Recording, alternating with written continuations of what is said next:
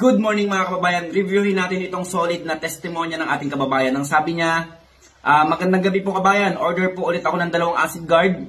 Nagpabili po kasi yung kapitbahay kong binigyan ko ng tubig para inumin niya kasi 3 beses na siyang nagkaroon ng bato sa bato. Una po, naoperahan siya. Pangalawa, shockwave. Tapos pakiramdam daw niya meron pa ulit, may mga natira. Kaya binabaran ko siya ng 6 na litro na tubig, binigay ko sa kanya. After 2 days pa lang niya ng pag-inom, 2 days pa lang siyang umiinom ng tubig. After 3 days po, lumabas na yung bato kasing laki daw ng asin. So yun, kaya po sabi niya, order po siya, pati po yung isa pa niyang kapitbahay. Tira-tira po siguro yun nung na-shockwave siya. So ito, ang dami talagang testimonya mga kababayan, yung bato sa bato.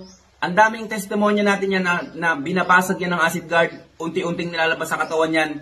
Just imagine na na-operahan na to After na operation, hindi rin naging successful. Nagkaroon pa siya ng pagkakataon na ma-shockwave dahil may tira pa.